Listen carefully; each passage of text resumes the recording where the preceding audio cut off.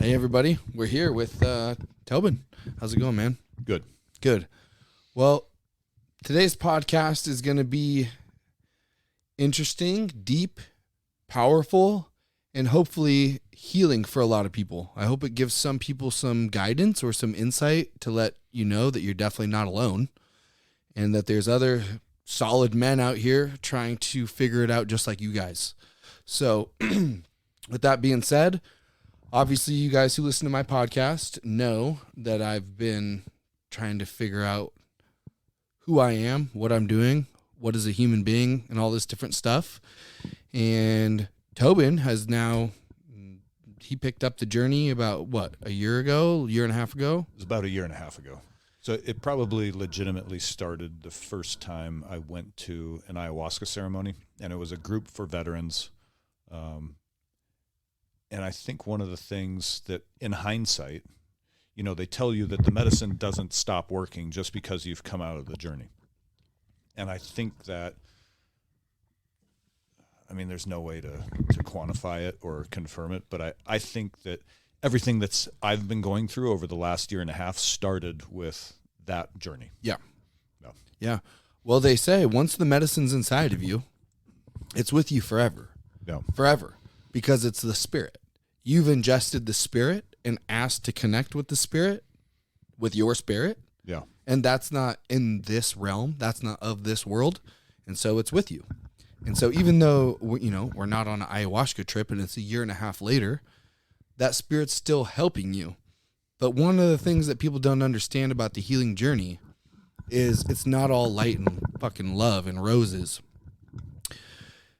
Your soul starts to heal, but what comes along with that is all of the attachments and things that your life consisted of also get ripped out of it. Because if you want to raise your vibration, anything that isn't aligning with the new vibration that you're trying to go to ceases to exist. Yeah, I think maybe that's a good point too, is that if this is something that people are interested in, they need to understand that they're going to go through a lot of shit along the way. It's not, yeah, like you said, it's not going to be hugs and rainbows the entire way. It's not. You're going to go deep into the darkness that's inside of you, and you may find some things there that you don't like, but you'll never, ever put them to rest unless you go identify them. And that's kind of where I'm at right now. Mm-hmm. So there are times when it's amazing and rewarding, and there are times when it's fucking hard. Yeah, I don't know. If I'm not as talkative as I normally am, it's because I'm, once again, outside my comfort zone on a lot of this, and I'm trying to decide how much to say and how much to keep to myself. Mm-hmm. I'm trying to let as much as possible come out. Mm-hmm. Well, I mean, this will be a very different flavor from anybody who's listened to our Enlightened Neanderthals podcast. Yeah, well, I mean, there's a time and place for everything, right? Yeah. And, I mean, even for me, most of the time, I'm like a 3-year-old child in a 35-year-old body. Yeah. There's other times, which right now, I can feel the energy's a little bit more dense. Yeah. And it's a time to be less 3-year-old. Yeah. And then there's also a time like at jiu-jitsu where I put that all away and I literally become Viking warrior Tyler. Yeah. And, it's interesting to be able to try and learn. It's not that I'm not being in my true authentic self or I'm shape-shifting and being someone I'm not. It's so that I have multiple different energies within inside of me, as does everyone. And there's a time and place to use those elements. Right now it feels ground element. Yeah. Yeah. Ground yeah, element. right. It's very somber. Yes. So, first off, I want to say I'm proud of you. Because what you're doing, like man to man, brother to brother, is pretty fucking admirable, if you ask me. Because most dudes are not actually man enough to say they have problems or faults or that they fucked up or anything like that. They have way too much pride and ego. Well, that was me. Oh, me too. Me too. And so, real recognizes real. And I've had to walk the journey and say, oh, I'm not perfect. I'm not king shit. I'm actually have a lot of wounds that need to be fixing or healed rather. And then I see my brothers walking the path too. And it's like, fuck yeah. If no one's giving you an attaboy, I'm giving you an attaboy. So I'll take it.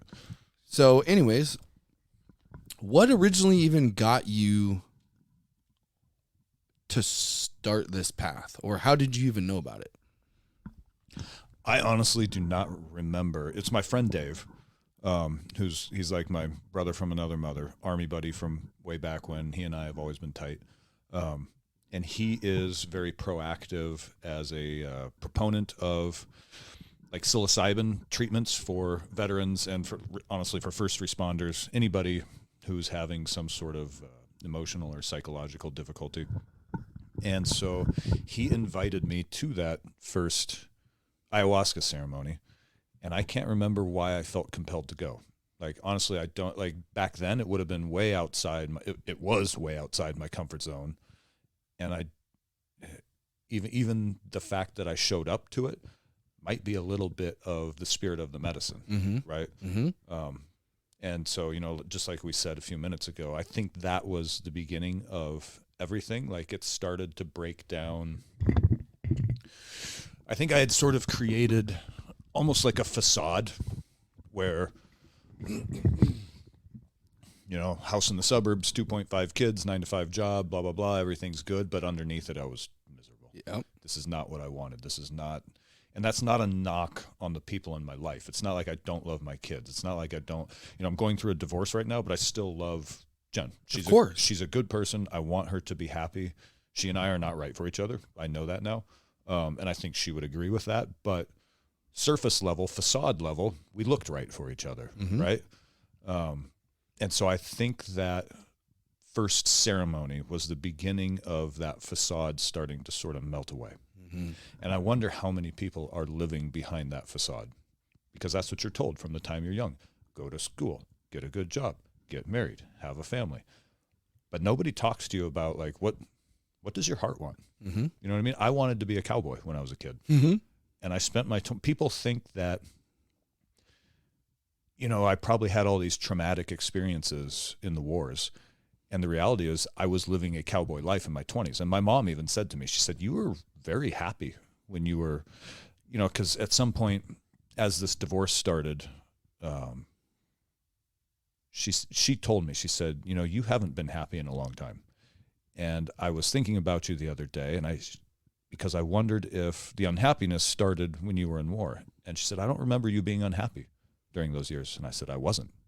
I was living the life I wanted on my terms.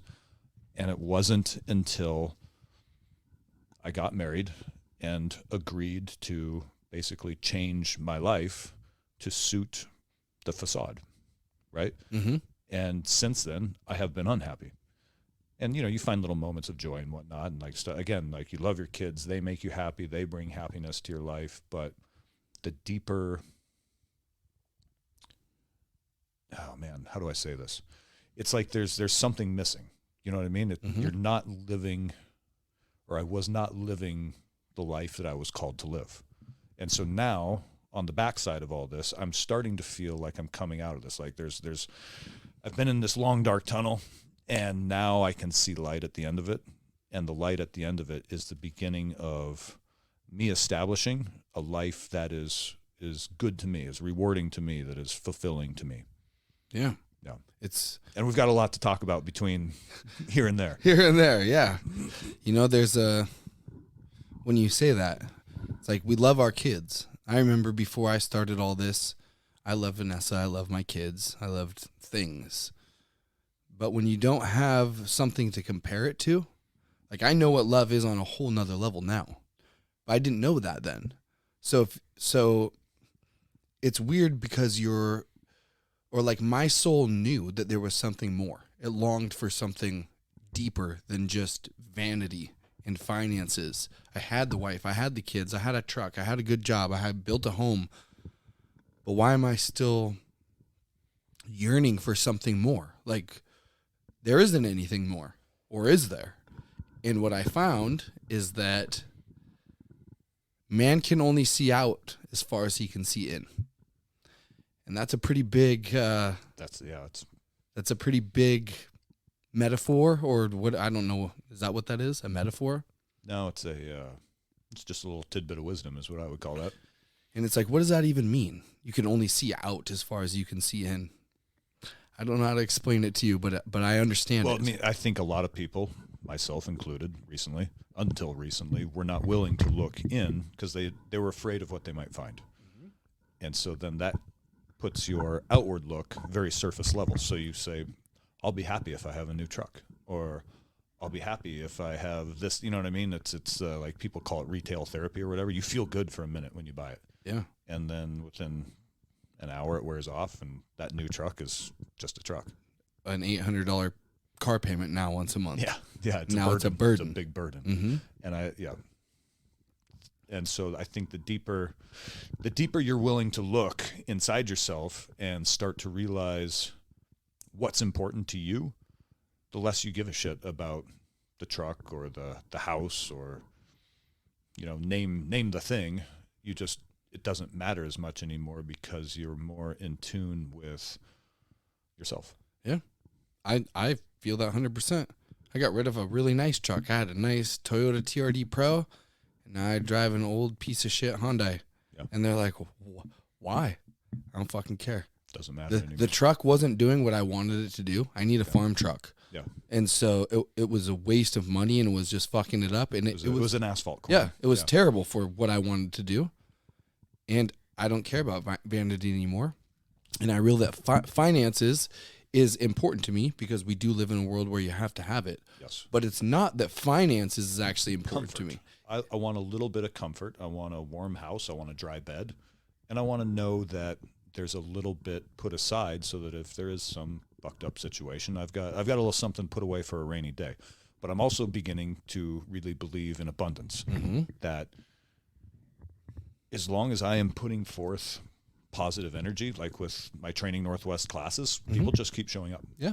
And so I don't even worry anymore. I used to really stress going out to the range that, like, is the class going to be good enough? Uh-huh. Now, when I'm driving to the range on a morning where I'm teaching, I am concentrating on putting myself in a position where I'm going to give energy to these people. Yep. I'm going to give of myself energy to these people, and I know that the next class will then be full. It's a completely different mindset. Exactly. Well, it's a completely different energy. And I don't think about it in terms of money either. So then the money comes because they sign up for the class. But I'm not thinking about wealth. I'm thinking about giving them high energy value. You've elevated your vibration. Yeah. You just confirmed it for me. I feel like I need to assess after this because what you just explained to me is exactly what happens when you start to raise your own vibration. Is it starts to become less about your own self-servitude and your own things. What you're realizing is I actually feel best about myself when I give the proper energy out to the other, and then the byproduct is they then gift it back to me tenfold. Yeah. So instead of you in the scarcity, lack of abundance mindset. Yes. So when I started the business, I was afraid. I was like, what if I put all this money into the business and then it doesn't come back to me? What if I start a failing business? And those first year was lean because not a lot of people signed up. And then somewhere along the way, I had a couple good sized classes. And I was like, I'm just going to give everything I got into this. And at some point I realized that people aren't out here because I'm some YouTube superstar or, have some popular following on social media. They keep telling their friends and coming back because I give of myself. Like, it's so important to, like, I actually believe in what I'm teaching, for one. I believe in, it's not even guns. I believe in responsibility, self-reliance, and taking matters into your own hands and not relying on somebody else to do things for you. And this is just one little aspect of that, but it's one that I'm capable and competent of teaching. So then, because I believe in the message and I believe in what I'm doing, and it's important to me that these people take something away, it's very easy for me to just give energy and not I don't worry so much about, the image, right? I'm no longer trying to create a marketing image like I don't want to call out any other companies, but a lot of their success is based on their marketing on social media or YouTube or whatever. I don't worry about that image, that marketing image anymore. I'm just putting out positive energy, and the people who come and experience it, I think then they do the marketing for me. Yes. Yes. It's fucking amazing. Yeah. Because instead of you being on the hunt, always in scarcity, trying to chase, you have switched the energy to, no, I'm not going to go chase that vibration, because that's all a certain vibration, obviously the higher vibration. You're going to ascend to that vibration. Yeah, I bring the vibration. Exactly. And then it comes to you. Yes. And you're not out there hunting anymore. Now, instead of you doing it to be cool or to make money or whatever it is, you're doing it because that's your true nature. You want to give the wisdom that you hold, and because you want to give with no expectations, unconditional love, then the universe rewards you on that and gifts back. Yeah. And the people who are on that vibration come along and they're like, hey, can I sign up for this day? And then boom, it's grid work. It's what we were talking about downstairs. Yeah, absolutely. And so I don't even know, because we're getting a little bit off track. Do we want to back up? And I want to take this wherever you want to take it. I think we should start with the mushroom ceremony that you and I did with another friend from the gym, because this is really, so I say that it began 1.5 years ago at that first ayahuasca ceremony. But what came after that was sort of a slow grind and a slow realization. And then shortly after my ex-wife and I separated, and I was in a dark place. Mm-hmm. I know. I felt you. Very fucking, like, bro, and I'm, okay, like I said, we're going to get a little, I came very close to putting my pistol in my mouth several times, like dangerously close. Okay. And then there was a day where here we are in Western Washington, winter is coming. The rain's been, we've had this El Nino winter. We've had insane amounts of rain. We had a nice weekend, sunshine, blue skies. And I texted you and I said, hey, this would be the night to have a mushroom ceremony with a couple of the core guys from the gym. I'll invite them all out. And then I said, oh, by the way, I'm going to add this other person in who I think they need a little bit of just I've been around them. Even as low as I've felt, I've also noticed that this person's going through a tough time and I would like them included. And you were like, yes. Yes. And I didn't know it at the time, but congruently or at the same time, parallelly, yeah. the word? Fuck it. In parallel. It is now. In parallel, you had been texting this same person and they had been interested in a mushroom ceremony. Mm-hmm. And then the way it worked out, none of the core guys could show up. And so it just ended up being the three of us. And it was like, the stars aligned on this one. This was supposed to happen this way. Yep. And so that night was this other person talking about their failed relationship. And it was like someone was holding up a mirror for me. And I didn't say much that whole night because it was their night to vent and their night to unload. But I also took a huge amount of value out of that because, like I said, this person held up a mirror and showed me all the things I had been doing wrong for the last 10 years in my marriage. It was your night to listen. It was my night to listen. And from a woman's perspective. Yes. And so that was a Saturday night. And I had what I thought was a herniated disc in my spine at the time. Remember, I could barely move. Yeah. So I was Why don't you stop right there and explain just the setting? Where were we? We were out behind your house on the trail at the little, there's almost like a little hut out there, and there's a fire pile. It's a perfect spot for the ceremony. Uh-huh. And Tyler had made, like, because my back was so fucked up, you had made me kind of a little bed with a foam pad that I could lay down on because I was in extreme amounts of pain. Like, ridiculous amounts. You couldn't sit down. You couldn't bend over. Yeah. In fact, one time I fell off of that fucking thing because I wasn't flexible enough to have balance, and I literally went flopping off the bed. Yeah. I remember. I was like, what the fuck? You didn't see that? And you were like, no, I couldn't stop myself because your back hurt too bad. Yeah. And so following that ceremony, that was a Saturday night. Tuesday, I had an appointment at the spine clinic to have my back looked at. And I was driving there, and I had a podcast on. It was the Sean Ryan show, and it was a man named Tom Satterley who he's also been through the ringer with PTSD and divorces and alcoholism, etc. And, sometimes when you're driving and you're not really paying attention completely, your mind's kind of wandering a little bit. But he said something that just caught me. and just sucked me in. I thought, oh, I'm going to start listening to this. And I listened intently for a few minutes, and I was like, fuck. Because for 15, 20 years, I've been the guy who says, I don't have PTSD. I don't need to go to any kind of treatment for this. There was no one traumatic experience that like scrambled my eggs. But listening to him talk about his life after the military and just the downward spiral, and I went, oh, fuck me. And I looked up symptoms of PTSD, and I started going down the list. Yes, yes, yes, yes. And I got to about number 10. And I was like, oh, shit. I think I got this. Yeah, I'm 10 for 10 on the first page. Yep. And just sort of having that realization was, in a way, that lifted a big weight off of me, because at least once, like I told you guys downstairs an hour ago, what is the first, when you're a Boy Scout, what did they tell you? What is step number 1 if you think you might be lost in the woods? Admitting that you're lost.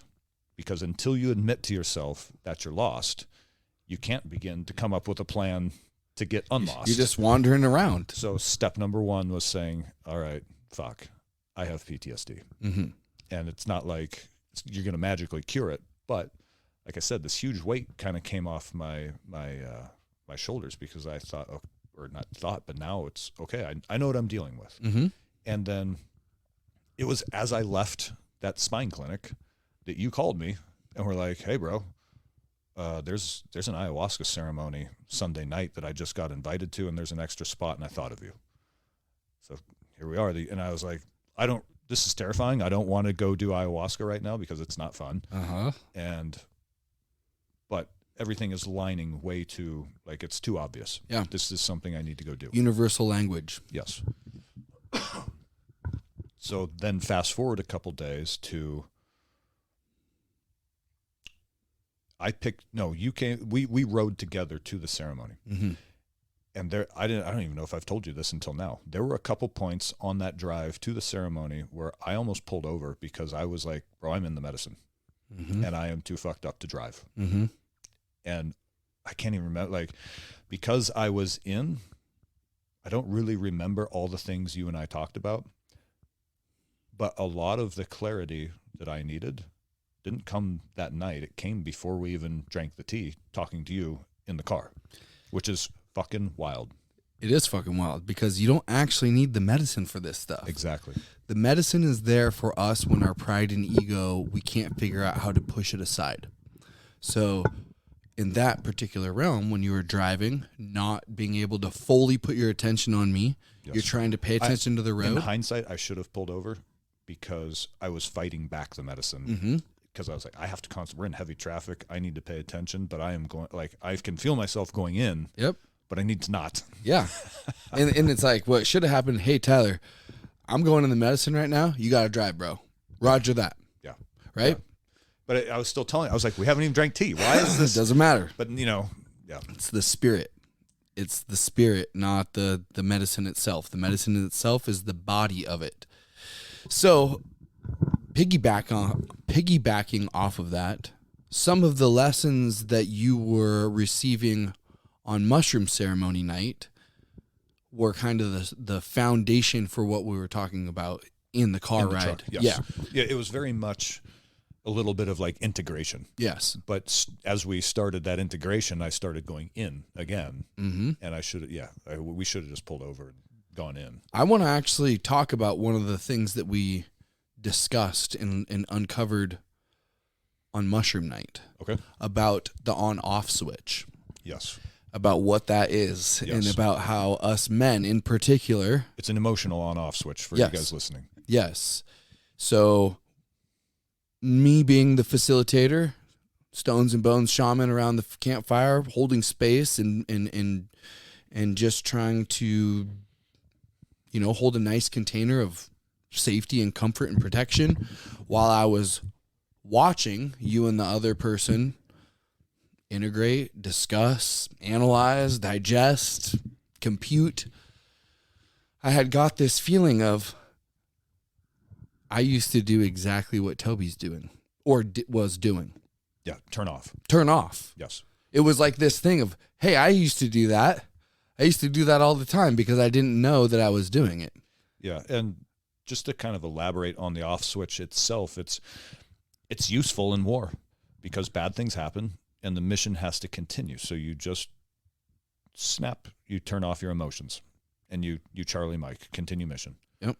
And that is, it's necessary for your own survival and for the survival of your friends, because just because something bad happened to one of them, there's still 9 more to protect. Compartmentalization. Exactly. So you flip those emotions off and you continue the mission. And the next night there's another mission. So you leave the off switch off. And the next night there's another mission. So you leave the off switch off. Yep. And before you know it, you get really good at flipping that off switch. And then you come home and there's no more war. And when things go sideways with your wife or your kids or whatever, you just flip the off switch because it's easy for you now. Well, your brain doesn't understand the difference between a You don't even spiritual, mental, or physical war. Yeah. You're going to the fight or Yes. flight. And we'll get there with at the end of the ceremony when Mazel put her hand on my chest, and you know how I reacted. Yeah. But back to your point, is you may not even know that you're using the off switch anymore at some point. You're just going about your life as normal and leaving kind of a trail of wreckage behind you because it's easy for you to just turn it off and keep going. Like everything's fine. I don't know why is everybody so upset? I had no idea that I was doing that. I didn't either. I don't think we do. Until we sat around the fire, I had no clue.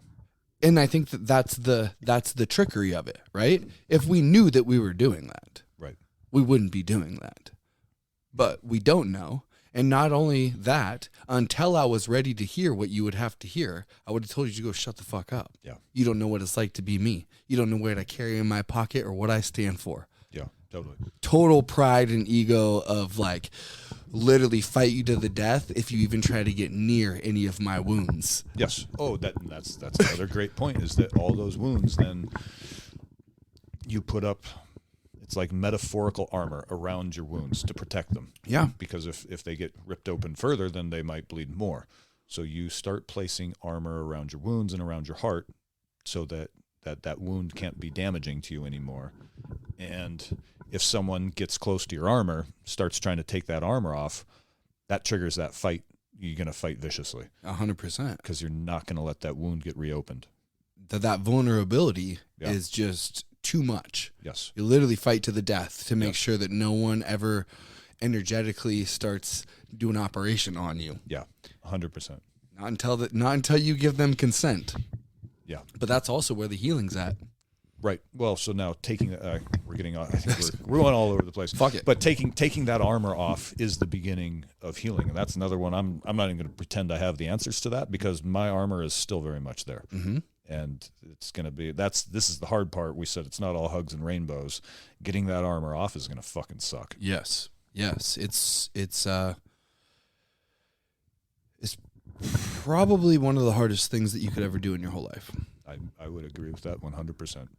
And I've had little glimpses. That first ceremony, we took heart medicine, and it didn't just peel the armor off a little bit. It fucking blasts it down like a tornado, and you feel incredible. Oh, my God. But the problem is when it wears off, that armor starts to slowly come back on. The benefit of it, the beauty of it, is that it lets you know there's something different. This armor does come off.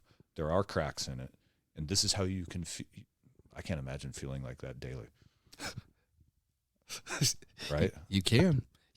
But until you understand how to harness that power, because that power, if you don't know how to harness it, that's a powerful feeling. And you could use that, and that could just literally gorge your shadows of desert and fill your pride and ego up this big and destroy you. Or through time of learning this self-mastery journey, you can acquire that and harness that as the ascended masters. Yeah. But you don't see, I can't imagine a 20-year-old kid being able to rock that feeling all day, every day. Yeah. You know what I mean? Yeah. It's the world is also extremely cruel. Oh, sure. You got to have a little, like, there are people out there who you need to be able to put up your armor when they come around. Uh-huh. But then I guess the skill is, how do you take it off when it's time?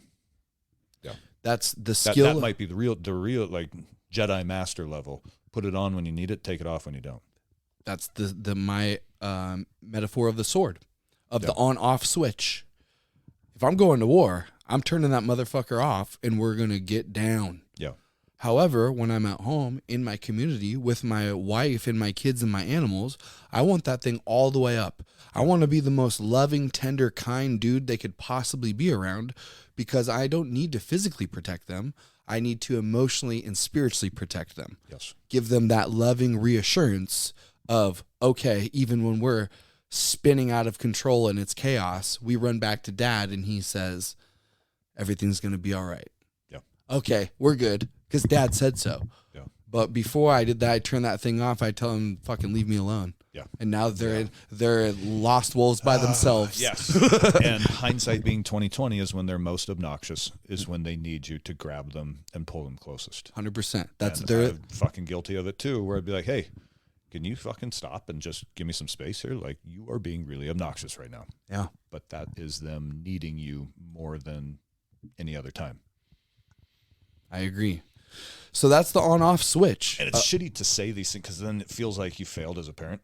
And that's probably what keeps people from really going inside and evaluating these things, is because you're admitting some big failures. Like, I have fucked up big time with my kids. And it's...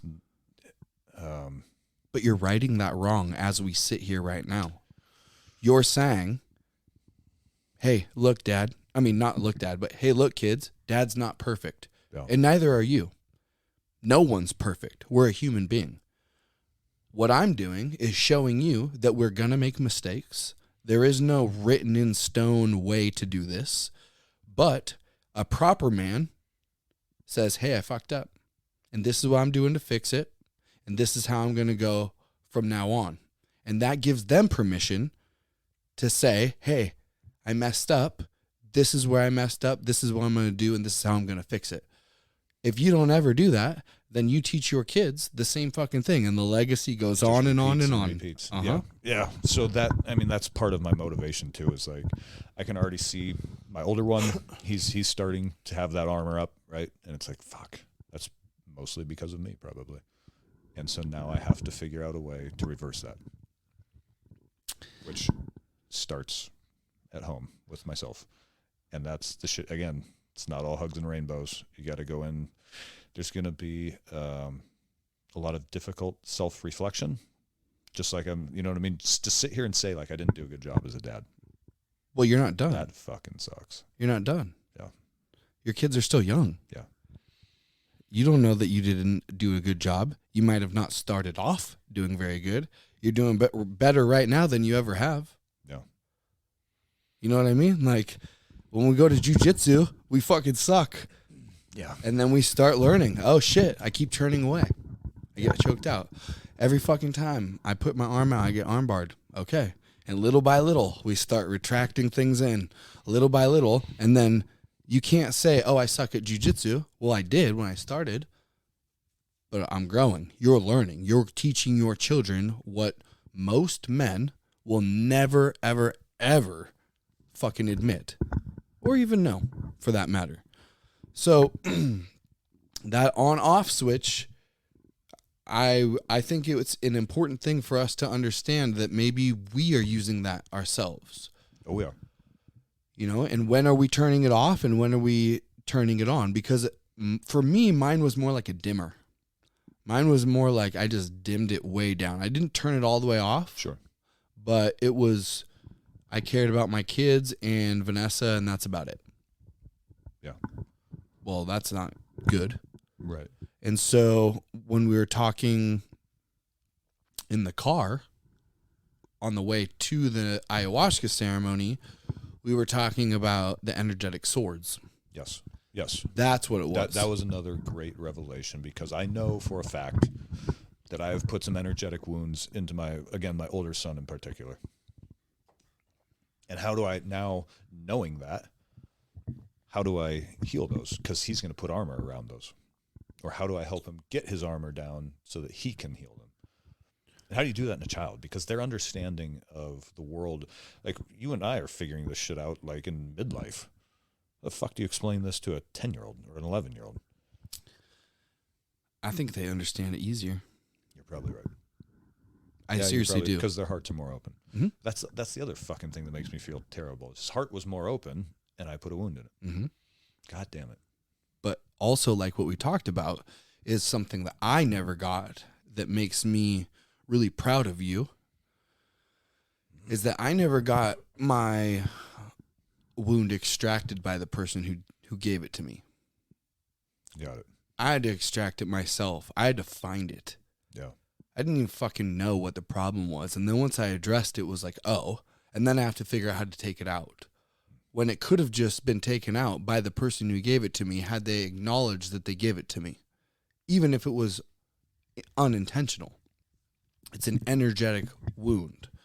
When I'm told, and I don't remember verbatim what it was or exactly. I'm just saying, like, as a kid, let's take something like, what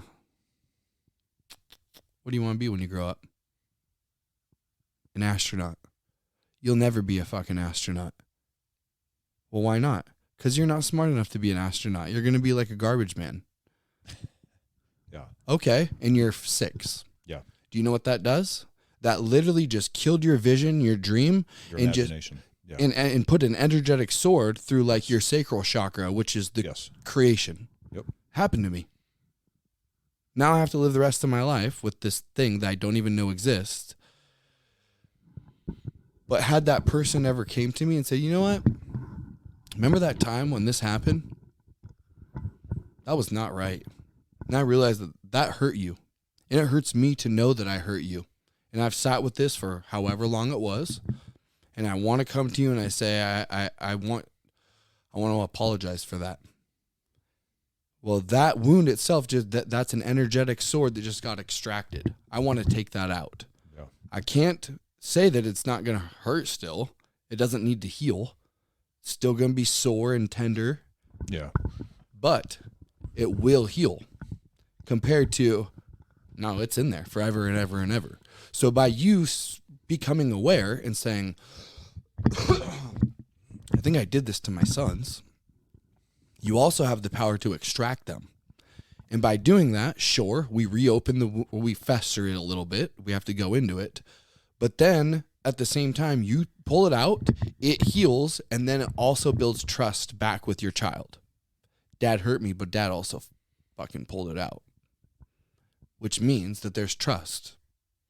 If I go fishing and accidentally tag Talon in the ear with the fishing hook, and Yeah.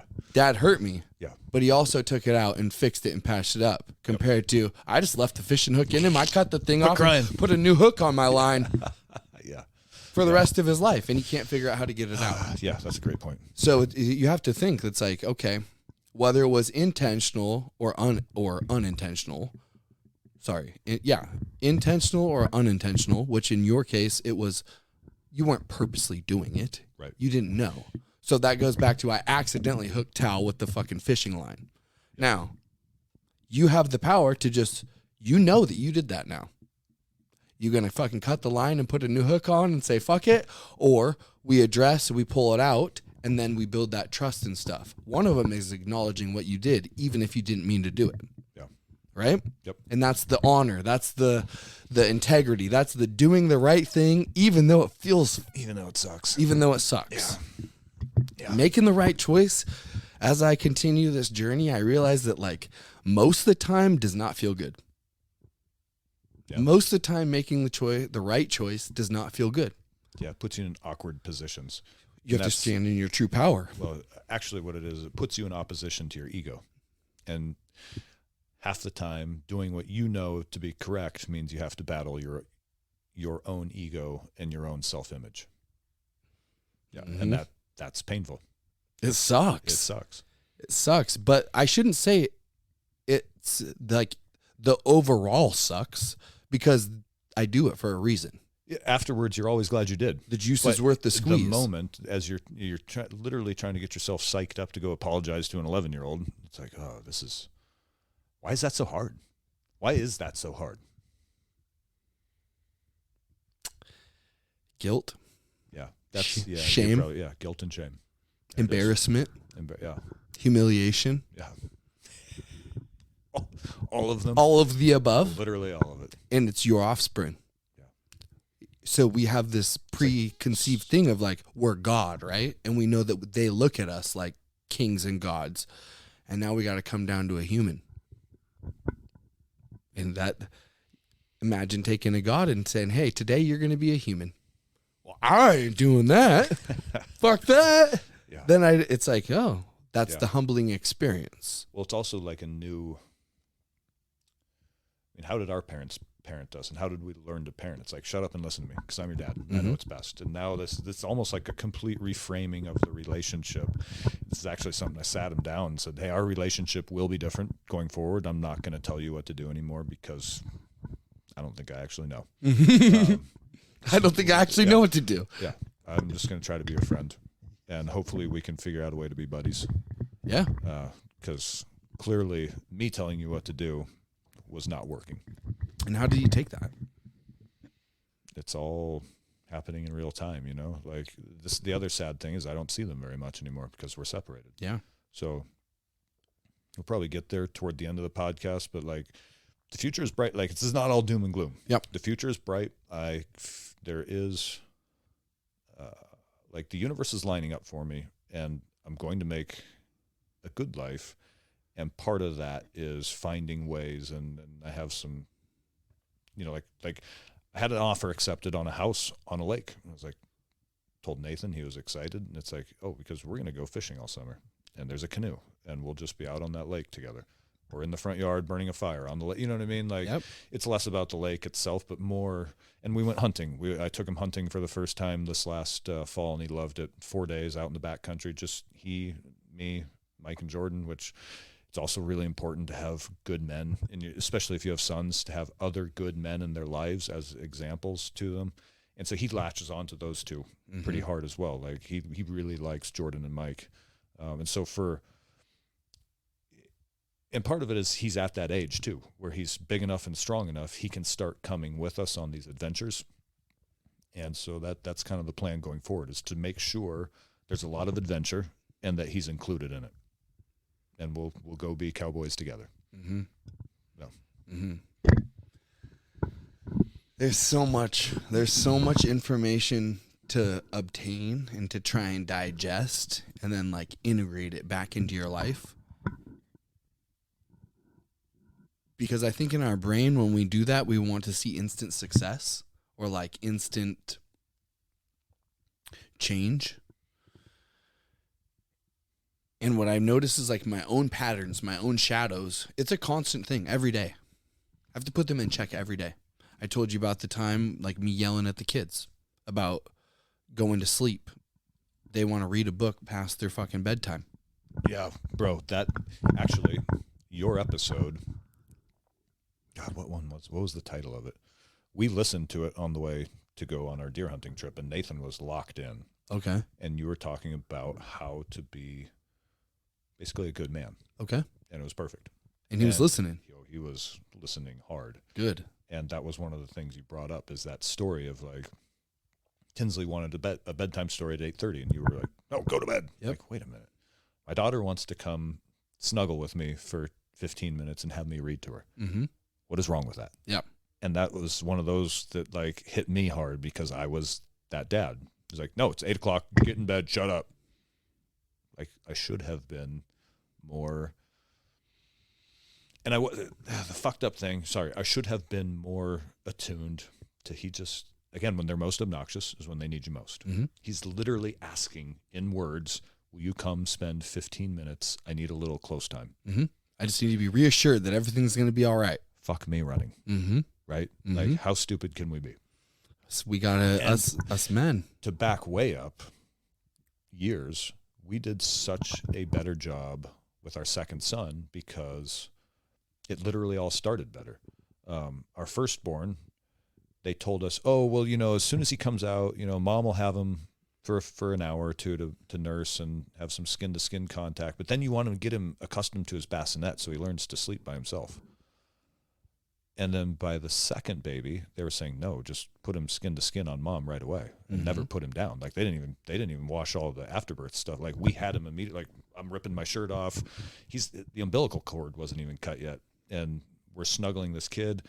And then we had all this new parent anxiety with the firstborn where don't let him sleep in between you because somebody will roll over and smother him. Lando slept between us the entire, you know what I mean? Mm-hmm. And so he's much less anxious. He's more comfortable in his own skin is how I would describe it.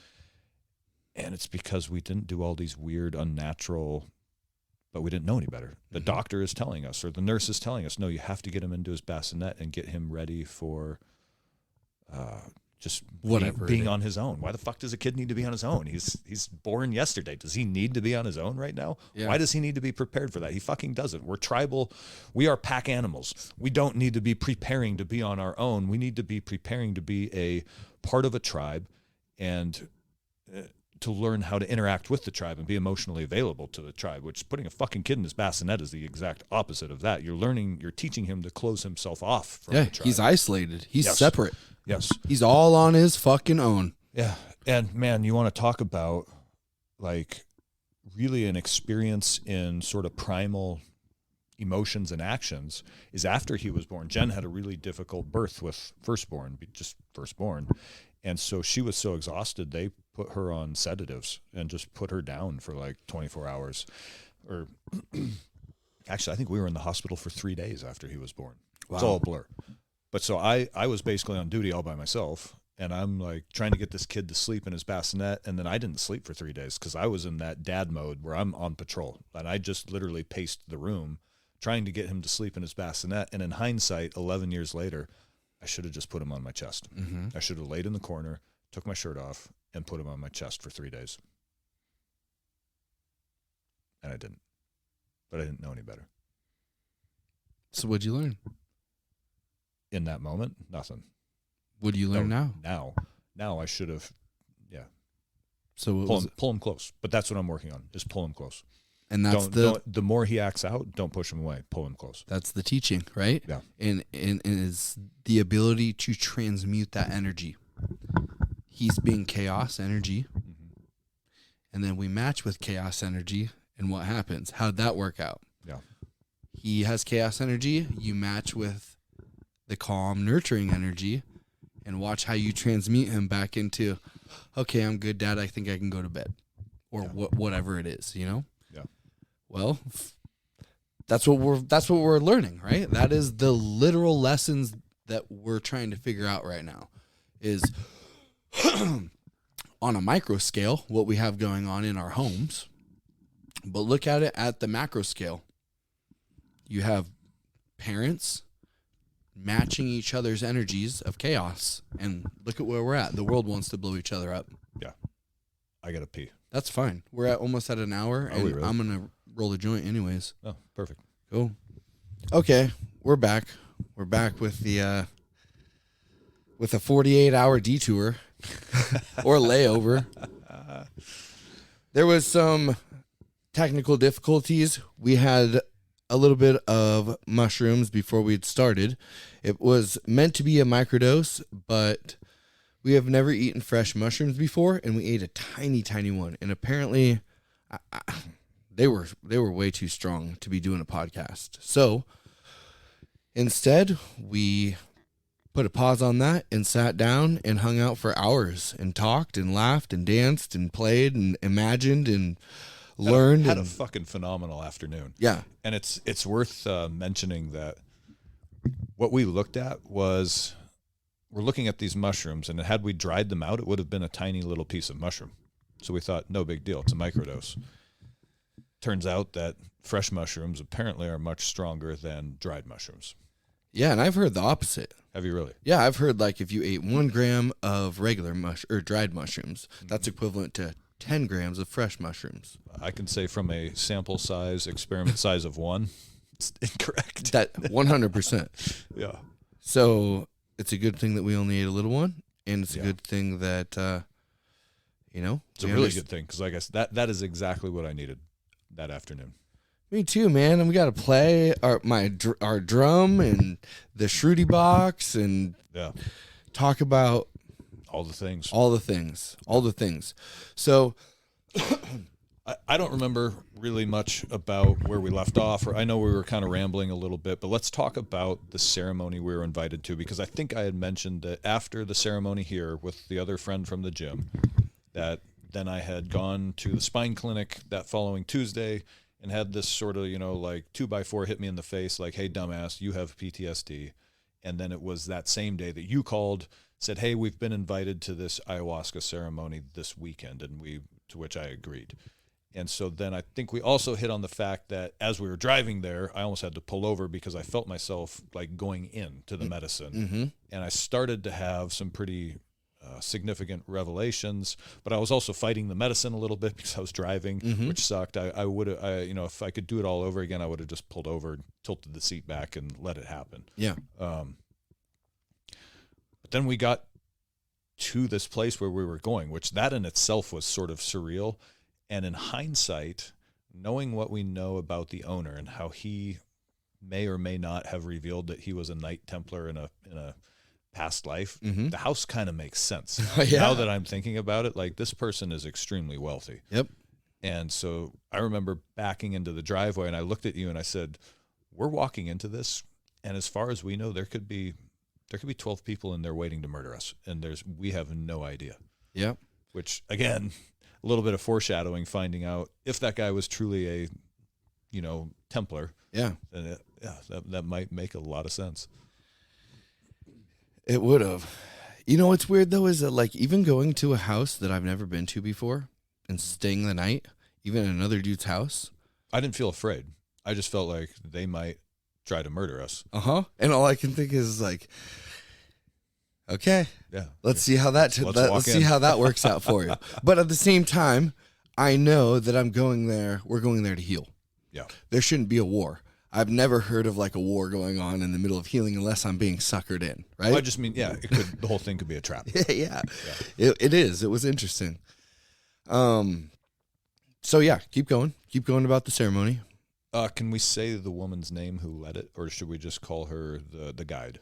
Just call her medicine woman. Medicine woman. Okay, so we met the medicine woman, and what did we do to begin with? Because there was a while where we were just hanging out there. We went down on the dock. Yeah. And there was a lot of chatter, and before those ceremonies, I'm always nervous because even when I didn't know it was coming, I was nervous because I was being told what was coming. And so going down on the dock for small talk was like, me too. Can we please? Me too. I'm pacing. Yeah, exactly. I feel like a tiger in a cage, Yes. and I'm just pacing back and forth, pacing back and forth, because it's spiritual war. It's spiritual jiu-jitsu. Yeah. Yeah, you're not going into a fun experience. You're going into a very difficult experience.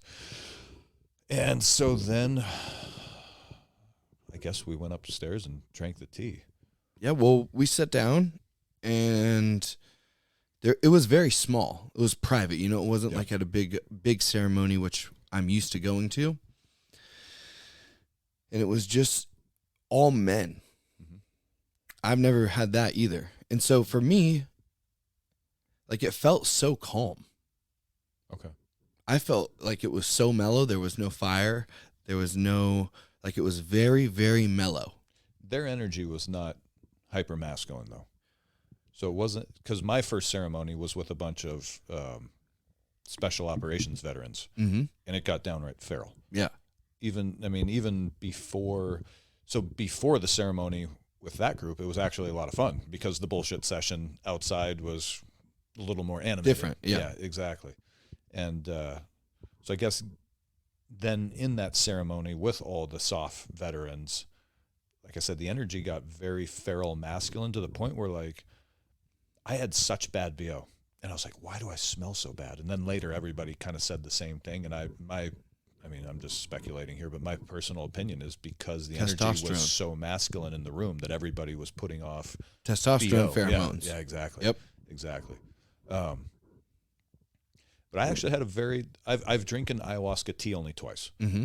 And both times now it has been very mellow for me. I don't have these, or I guess in my sample size of 2, I've never had the really intense experience that some people talk about. Mm-hmm. So I actually just and I was relieved for it. And maybe this is, if it's true that grandmother knows what you need, maybe both times I just needed a mellow night.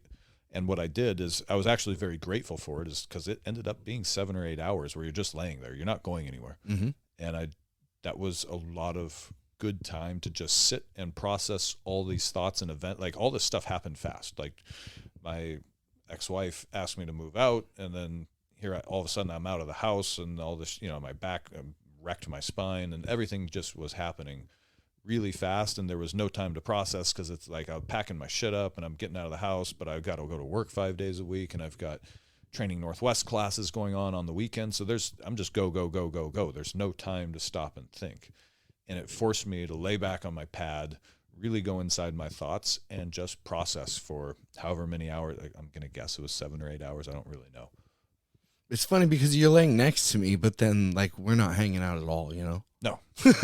You're like your body's within pretty much reach of me. Yeah. But for that amount of time, we're on our own thing because I'm not purging either. I'm not moving either. And there was times where at some point I would like to do a ceremony with our group of people, especially when you were playing your drum, where I wanted to sit up and like fist pound you and like shout, you know what I mean? And like be social. Yep. But I know there's like etiquette and there's other people who I don't know in the room.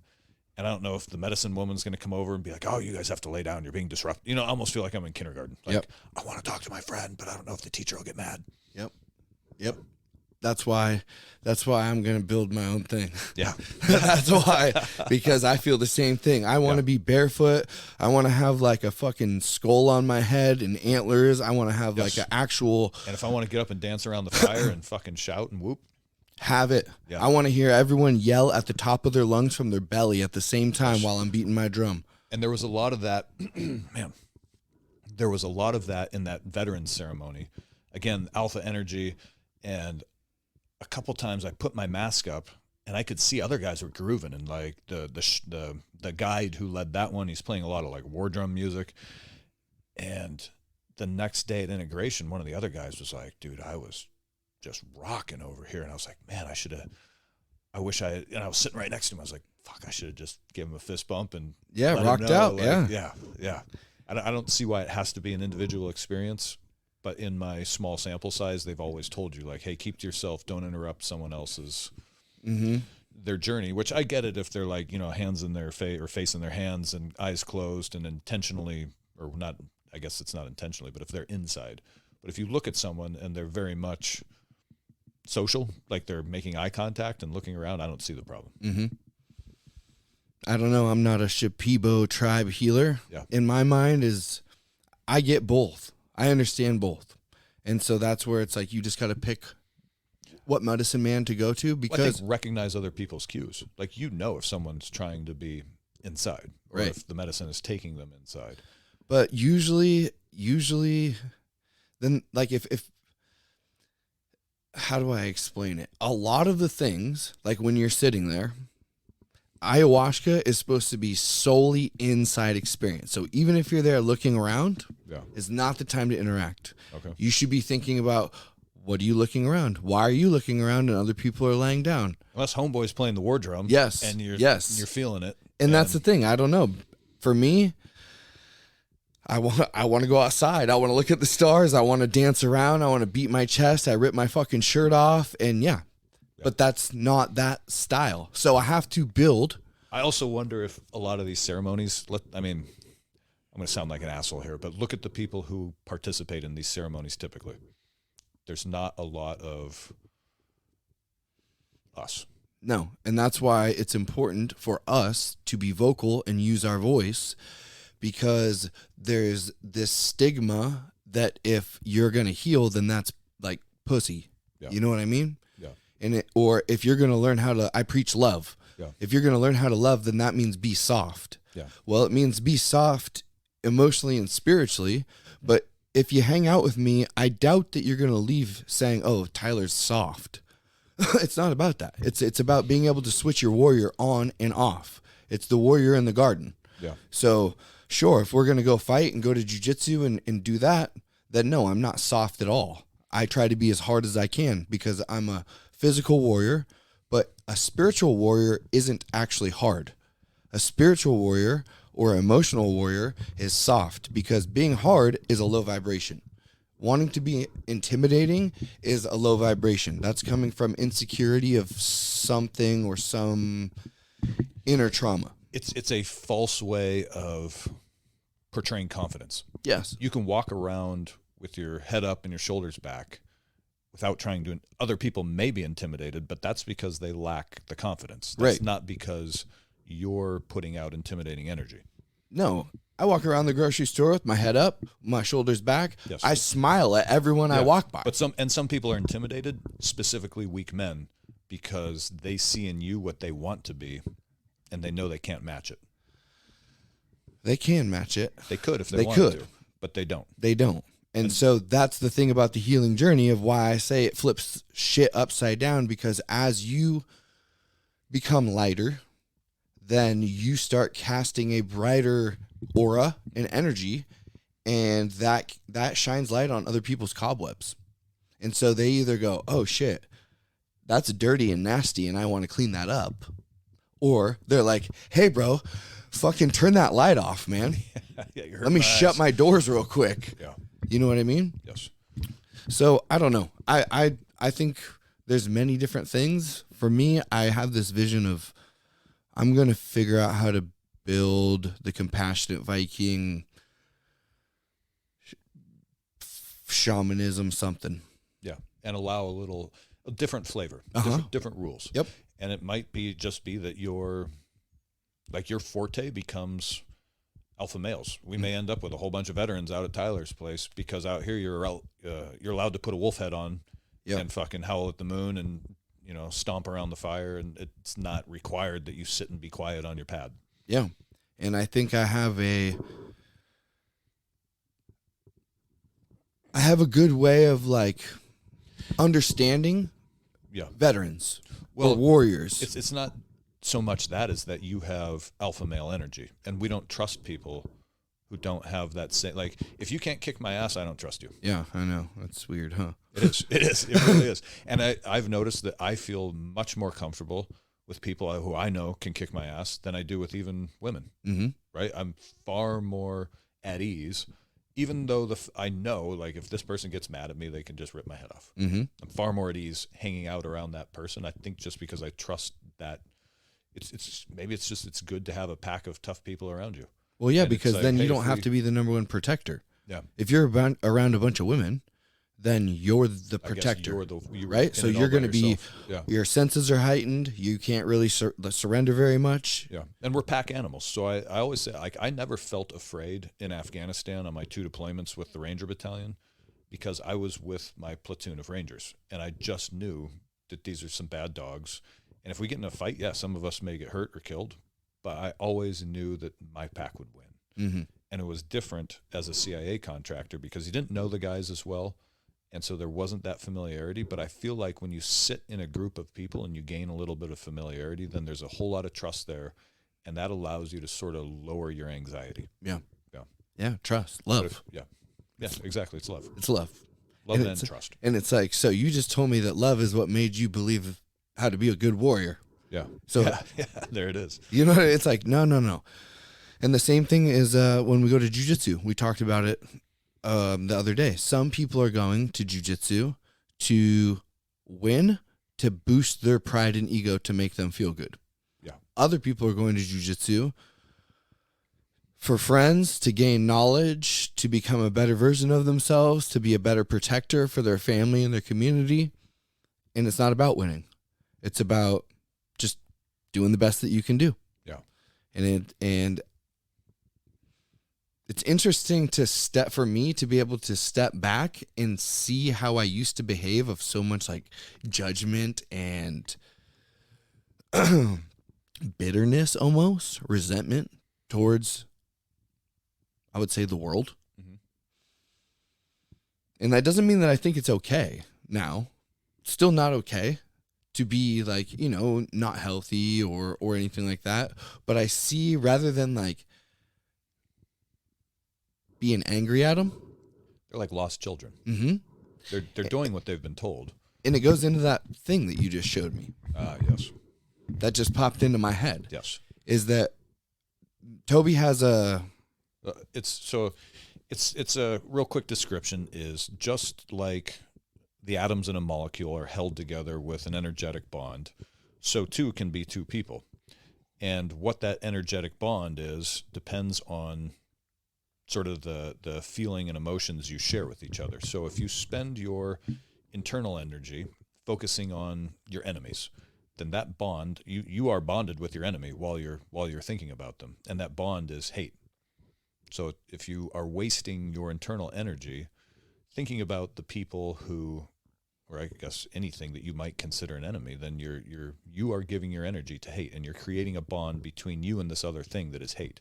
But if you spend your energy thinking about the people, or I should say thinking about positive things or people who make you feel good, then that energetic bond between you is love. So think about Sunday afternoon after we turned off the recorder. We shared a whole lot of energy, and it was definitely love energy. Yep. Right? So I guess when you listen to, I get caught up in it too on YouTube, and Jesus Christ, I opened Twitter today, which was a fucking mistake because it's just rant after rant after rant and negative comment after I couldn't find a single fucking positive thing on Twitter today. I actually, at one point, I was like, you know what? I'm actually going to scroll this, finding how long does it take me to find something positive? Oh gosh. And after 3 minutes, I couldn't find it, so I just turned it off. So if you open your phone and spend 20 minutes scrolling Twitter, you're just giving all your energy to this hateful thing. The same with Instagram or Facebook, because it's tough to find positive. It's out there, but there's not a lot of positivity on social medias. That's why I swear at the highest level, they're stealing everyone's loosh, man. Yeah, it might be that. And the same thing with that sort of past and future chart is that if you spend your energy agonizing over things that happened in the past, that's you're spending your energy, you're sending negative energy into the past. And if you spend your energy on anxiety over something that may or may not happen in the future, you're sending negative energy into the future. And if you're sending negative energy into the future, what's going to come to you as the future approaches and you hit the present? It's going to be negative. So you need to focus on positive events in the future. That's sort of that like the vision board, or sending positive intentions, whatever it is you want to come in life. Like Tyler wants the Compassionate Viking to grow into something that can support him and his family. So he needs to spend time thinking about it, making plans for it, all the positive things that can come from Compassionate Viking. And the same for me with Training Northwest. And that's what I've been doing in the last couple of, I think we hit on that the first half. Like I've been focusing on the positive, focusing on giving good energy to the customers who do come out. And that puts positive energy into my future, so that when I arrive in the future, then what's waiting for me is positive things. And that all ties into quantum mechanics too. Quantum mechanics, like this sounds all woo-woo, right? But if you get into quantum physics, which is, I'm not going to try to explain it because it gets over my head fast, but the reality of quantum entanglement is that if you're putting out positive energy, then that entangled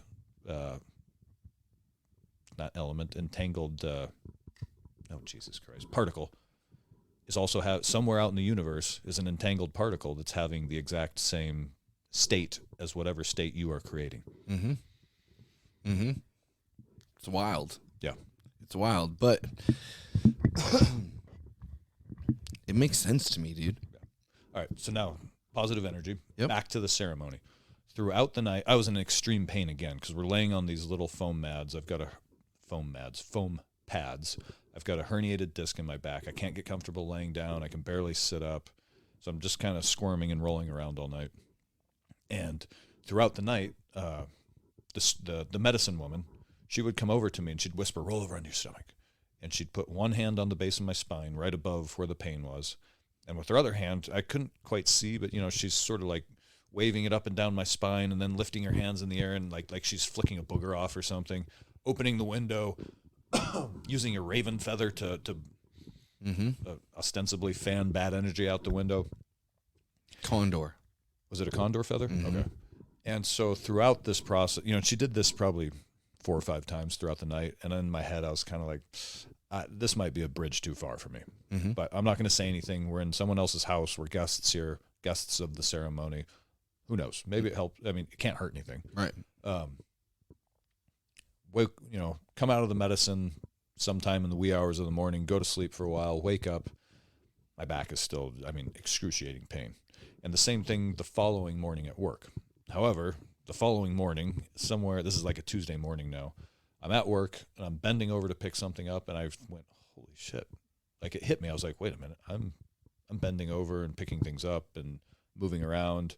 And right then my phone dinged. And yes, the medicine woman has a cell phone. Mm-hmm. And it was a text from her, and it said, "How is your back?" with a smiley face. And I was like, holy shit. She texted me like the moment I realized it's gone. So this is either the biggest coincidence in the world, or she took all of that. Oh, actually, I should add in one thing before I say this. One of the things I realized during that ceremony is I needed to go home and apologize to my ex and the boys for all of it that is my fault. Mm-hmm. All this PTSD, any ill effect that has come to the family because of me, I need to go apologize. And so Tuesday I had made up my mind. I'm going to stop by the house on the way home just so I can talk to him and say, hey, I need to talk to you guys for a minute. And it was right after that I started moving around well. And then she texted and said, hey, how's your back? And I said, okay. This is the greatest coincidence in the history of coincidences. Or she knew the moment that all that pain lifted. And she went, oh, hey, how does it feel? Yeah. And I did. I went home that night. And it wasn't like some grand apology. I just said, hey, I need to talk to you guys for a minute. I just want to apologize for everything over the last 10 years. I know now that I have this condition called post-traumatic stress. You guys don't need to, like telling the boys, you guys don't need to worry about it because now that I know what it is, I can figure out how to deal with it. Yeah. Step number 1, admitting you're lost. Yep. But then let's go backwards in time, back to the ceremony again. And again, no like profound revelations during the ceremony itself, but then maybe the most profound revelation of the entire thing was as you and I were fixing to walk out the front door Monday morning, mm-hmm. and she said, hey, lay down. I want to put some eye drops in your guys' eyes. And I'm grouchy because my back hurts and I just want to get fucking going so I can go lay down in a real bed.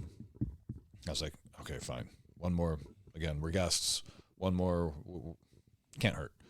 So she put these eye drops in our eyes that burned a little bit. So my eyes were closed and I was kind of blinking a little bit and I couldn't see anything. And she very lightly laid her hand on my chest. And I jumped and I framed up like mm-hmm. I was playing defense on the mats. Yep. And she said, see, your nervous system is so wound tight, so ready to fight right now, right here, no matter what. And I was like, holy shit. She just, I understand what PTSD is. Yep. Just by this woman laying her hand on my chest and me jumping ready to fight her. Now I know. It's just so many years of running in the red zone. In a war. Exactly. Even if there's no contact, you're still on high alert. Yeah. The moment you roll out the gate, you're on high alert until the moment you're back in the gate. You're ready to fight right now. And that's what it is. That's what and that doesn't mean that it goes away, but to be aware of it and to understand that, like, when the kids are pissing you off or they're not listening or whatnot, like, it's not time to fight. It's not time to fight. And so you have to understand that. And so now, once you do understand it, now you can start to be like, wait a minute, am I ramping up? Or do I need to go stand in the garage and breathe for 5 minutes? In your nervous system, too, when it does that, that's also where your on-off switch is. Yes. Because when in war, it's time to fight. Okay, it's time to fight and off switch. Turn off all empathy. Right? All empathy goes We're off. Going full Terminator. Yes, exactly. Did we hit that on the first half, or was that later? I think we did. We were talking? No, I think we hit on the on-off switch. Okay. But I just made that correlation of it's like the nervous system and the on-off switch. They're in conjunction. Mm-hmm. They're all on one switch. Yep. The nervous, the fight or flight snaps into fight mode, and the emotional off switch snaps off at the same time. Mm-hmm. And we have to be able to. That off switch is on your heart. That's where your love is coming from. Your compassion, your empathy. Yeah. And so it's like, okay, we have reactions, you know? We have reflexes. But if your eyes are closed and you're laying there, can I come up and put my hand on you without you flinching? Yes. Or if you do, can you still keep your... It's hard to demonstrate an emotional reaction to someone. She showed it to me with a physical reaction. Mm-hmm. Like, it was undeniable, right? I framed Jolted. up so fast, ready to fight, and all she had done was laid her hand on my chest. Yeah. Very softly. Yeah. Like, hi, Toby. Yeah, and you're exactly. Like, kill. Yes, yeah. Yeah. It's good that you're, like, becoming aware of that, mature enough that you can actually be like, oh, shit, I'm doing this. Most people don't even, they just run a program all day, every day. They're asleep at the wheel. Mm-hmm. But I was too. You know what I mean? Me too. I mean, up until 2020, and in a lot of ways, the they call it the Great Awakening because I think the pandemic woke people up to a lot of things.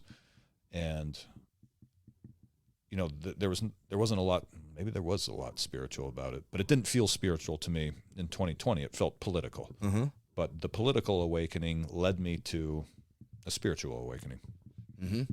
Because the political awakening is downstream of the spiritual awakening. Sure. Yeah, maybe it's like a you just swam up barrier the river to entry. further. You got to get through one before you can get to the next one. Yep. Yeah. Yep. Yeah. And 2019, I was fully asleep at the wheel. We all got to start somewhere. Yeah. And the thing is that we're all on the ascension path, whether we know it or not. Yeah. Whether you're doing a good job or not. Yeah. You could think that your life is to just wake up and go to Subway and put salami on after the bologna. Yeah. And then retire when you're 65 and die and rot in the ground. Yeah. And there's a lot of veterans who their life is to wake up and take their pills to mask the symptoms, which end up leading to deeper depression because you probably, like those pills probably also mask your soul, and your soul knows it, but it can't. I wonder if it puts a barrier between your soul and your physical body, and that's what that depression is. That they just give you pill after pill after pill, different prescriptions, until eventually you commit suicide. Yep. That's what the VA actually does. They guide you into suicide until you're just so disconnected. No. You know, I sit there and think, imagine how we would feel if we knew that we had powers like not necessarily Harry Potter, but actual wizard powers through the quantum entanglement and the quantum field, using your intention and, you know, visioning like toroidal fields around things and putting your intentions into, I call it the ether. Yeah. Into those, because it's been proven now. Thoughts, like for instance, you have this thought and then medicine woman sends you a message right at the same time. Yeah. Okay? That's high level shit. That's not 3D. That's quantum entanglement. Yes. And so if we knew that we have essentially those type of powers, that's alchemical powers, that's wizard powers. Mm-hmm. You just don't, you don't have a lightning bolt on your forehead and some goofy glasses. Yeah. No, they look like me. They look like you. Yeah. They look like the guy at the bank and the guy down there digging a ditch. Everyone has powers. If we knew that, then we wouldn't take pills and stuff because yeah. I was just sitting here thinking, I have a couple ideas I want to spit out real quick before I lose them. Do it. One is that we should start right here, right now. Let's work on putting together a veterans ceremony in the spring. And either you can host it right here out back, or you can use my place at the river to host it. I'll help you spread the word, but this will be, Tyler needs to host a veterans ceremony because you are the right person for it. And I think we could do a lot of good. So here we are talking on a podcast about it. I'm going to say right now, if you guys want more information on it, reach out to Tyler at compassionateviking@gmail.com. Is that correct? I think it's compassionatevikingpodcast@gmail.com. Or hit either of us on Instagram. Yeah, I was going to say. You can use it. I'm trying to get away from Instagram. I want to get away from it too. Or trainingnorthwest@protonmail.com. And let's start putting together a veterans ceremony, and we'll figure out all the logistics down the road. We'll do it in the spring sometime when the weather's a little bit better. And this could be our first thing, and this could be a really good healing thing. And then the second thing I want to say is that if there's veterans out there listening to this and they're like, fuck, dude, I don't have someone who grows mushrooms so I can go get some psilocybin mushrooms from, and I don't know where to go to an ayahuasca ceremony. The first thing you can do is get on YouTube and look up Wim Hof breathing and start doing breath work right fucking now. Yep. It takes less than 10 minutes, and if you buy into it and if you actually try, I think the first thing I noticed the first time I did it was my fingers started tingling. And I was like, that's weird. I thought, I don't like this.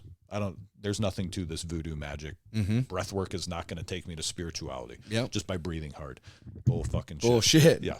So stick with it. Give it a couple turns, and you can start the breath work right now. And I'm telling you that even if you, I don't know that you'll have a spiritual experience from it, but you will feel really good when you're done. Very calm, very relaxed. It's the basic set is it's 3 times through 30 breaths with a couple breath holds at the end of each 30 breath cycle. and your body's going to start tingling and like cramping and feeling weird, and don't fight it. Just go. Keep going. Let that discomfort come. Do the breath holds just as he describes. I think there's literally a video on YouTube where he just, it's not even, there's nothing to look at. It's just you hear Wim telling you, okay, go in, and you hear him breathing, and you just breathe along with him. Yep. Yeah, I used to do it all the time. Start right there. Yeah, start right there. I do it almost every night because it puts me in such a relaxed mood, and then I just lay down on my pillow and I feel good, and I'm right off to sleep.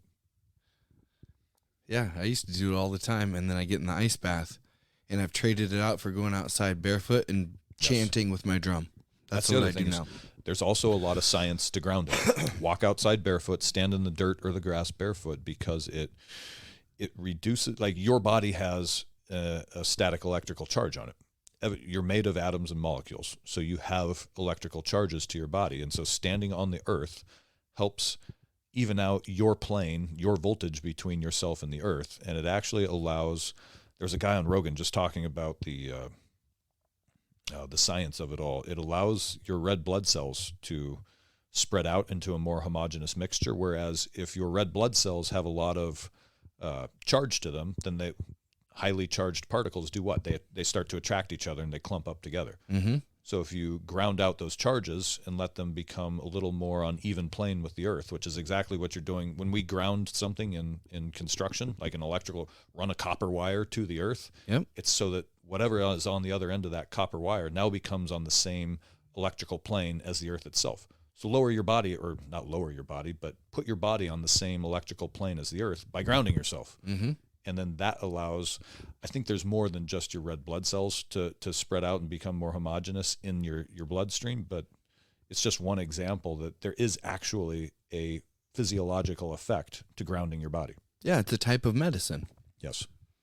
All you got to do is go stand in the fucking grass barefoot, and you're giving yourself medicine. Yeah, go stand outside barefoot. Imagine that, right? Where they can't make money Don't make with your kids wear shoes. Let them run around in the dirt. Exactly.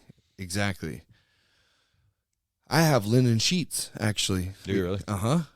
And it was interesting at first because I'm used to the microfiber cotton, whatever, super soft. Well, cotton's okay. Yeah, but it still produces static electricity. Okay. And linen has zero. Oh. So like restless leg syndrome, all that different stuff, I don't have it anymore. Oh, interesting. Because I lay in bed with natural fibers on me. Okay. Right. I learned about this a little bit ago. Yeah. But they're expensive. Linen sheets are expensive. Yeah. We got derailed a little bit. So we were talking about after the ceremony, Mazel laid her hand on my chest. She really, shit, I said her name. You're going to have to edit that out. Fuck it. No, okay. And she really showed me what PTSD is. And that was a giant revelation for me. And so since then, I guess I feel good. Not because it's gone, but because I know what I'm dealing with.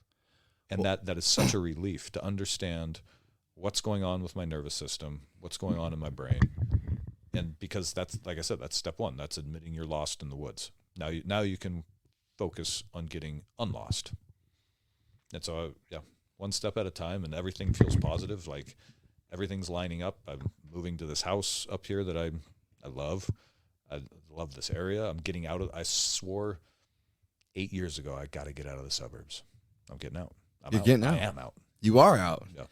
And it's cool because when I asked you when you were moving in and you told me the date, at first, my initial instinct, the pride and ego, was like, oh, I want him to move up there tomorrow.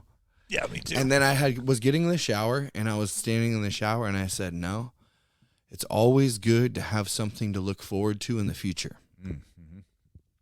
And something big like that, like no matter what happens, and then from here to then, you always have that to look forward to. Yeah. And that was really important, like revelation to me. Is like, oh, that's where the goals and dreams always have to be there. Yes. For me, my goal and dream is to make Stones and Bones a real valuable thing for veterans, for people who, we had talked about it, well, the other day when we were drumming about the warrior's death. A lot of people are going to have the dark night of the soul and the warrior's death, because in order to heal we essentially have to kill the physical pride and ego off. Which means, who are you? Yeah, that's that self-image, the big muscles, the tight T-shirts, the tattoos. I used to run around with a plate carrier and a helmet with nods on, and I looked like a tough guy. Well, that all has to go. Mm-hmm. It all has to go. Mm-hmm. And when doesn't mean you can't still be tough. You probably will be tougher on the backside, but you don't realize it on the front side. No, because it seems so scary. You're going to have to, like we talked about it the other day, about why do you like the things that you like? Why do you do the things you do? And on the surface level, because this is what I think is cool, or this is whatever. And it's like, where did that come from though?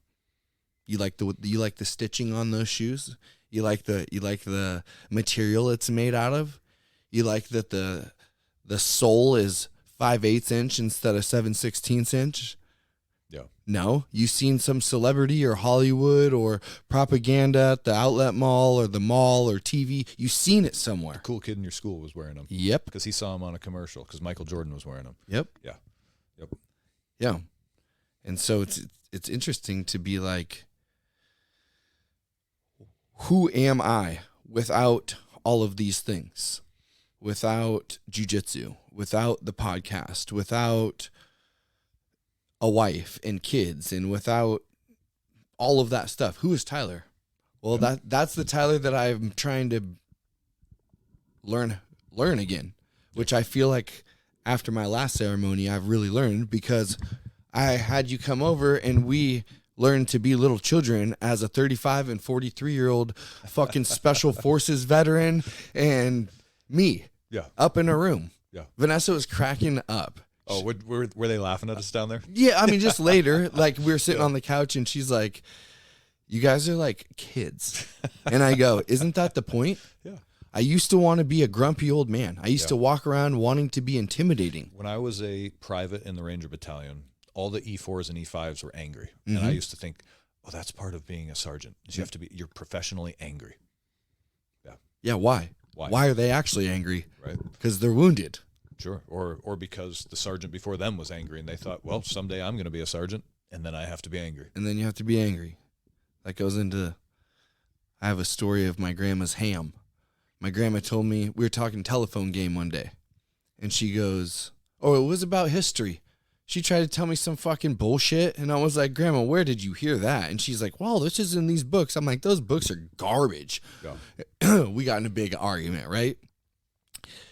And I said, let me explain to you something, how the telephone game works. If the Rockefellers or the Rothschilds come into the telephone game, I can guarantee you the original message is no longer like valid. They put a halt on that and gave you a new fucking message. Guess who makes all the textbooks? Exactly. Yeah. And she understood. She goes, oh, yeah, that makes sense because, see, whenever you make ham and you bake it in the oven, you have to cut the ends off. And then one time I forgot to cut the ends off and I thought I was going to fuck up the ham. And she's like, so I had to call my mom and say, what do I do? And she said it was fine. And I said, but you never ever did this. And she says, yeah, because I never had a pan big enough to fit the whole ham in it. Tyler, at ceremony, you never interact with other people. You never stand up and chant around the fire. You never beat your war drum too loud. I think it's time. Mm-hmm. I think so too. Yeah. I think so too. I think actually right now, I plan on buying a teepee. Yeah. A big teepee. All the hunters that would like to donate, or if you have anything, any type of hide or antlers or something that you would like to tooth or claw, if you would like to donate to me or to the ceremony for everyone to use and bring those spirits and ancestral knowledge in, that's how we all come together. Ooh, I got goosebumps when I just said that. Yeah, because I plan on being able to do it rain or shine. And even if we're not doing an actual mushroom ceremony and we're doing just runes and talk therapy around the fire, if we can have the most natural stuff possible, hides to sit on, bones, sticks, things that are sacred and hold Mother Earth frequency. The other day you had said when we were beating the drum, You're like, dude, you keep beating this drum and it's going to attract this energy. Yes. Okay. So we were talking about how the guy at the ceremony who he wanted to experience, I think he was having some anxiety about his death. Yeah. And he wanted to know about his death. Because he was older. Yes. And so what he ended up seeing was not his death in the future. He saw himself as a Templar knight at his funeral 1,000 years ago. Uh-huh. And Tyler sat up at one point and started playing his war drum, and that scared him. And the medicine woman had to come over and silence you, to ask you to stop playing the drum. Yeah. And it made sense later when, the next morning when we're talking a little bit, when he told us about what he had seen, and you and I were actually talking about this on the way home, not at this house, is that if he had been a Templar knight in the past, then a war drum should have scared the shit out of him, because that would have sounded like the barbarians coming down out of the north, and he was probably killed by a barbarian in battle. Yep. Yeah. So of course he's scared of barbarians and their drums. And I'm right next to him, literally like within 2 feet of him, and Pounding on that thing, and I can feel the energy, and like yes. And hang on, sorry. So yeah, what go I ahead. told you 2 days ago was that if you sit in your front yard and you pound a barbarian drum, sooner or later you're going to end up with a yard full of barbarians. Yep. Because when you cannot come to that drum. I'm sorry. When I hear that drum, it moves me. It does. And if I heard that playing over the hill, I would have to go. You know what I mean? Yeah. So you play that drum in your front yard, and before you know it, you're going to have a front yard full of barbarians. I know. It's very interesting because as I learn more, I realize that so many of my old ways are no longer there. That's not the way. I thought I knew the way, and I'm not saying I know the way now. I understand that I will constantly progress, but it feels good to have like leveled up in the sense of I can see the difference now between 3D and 5D.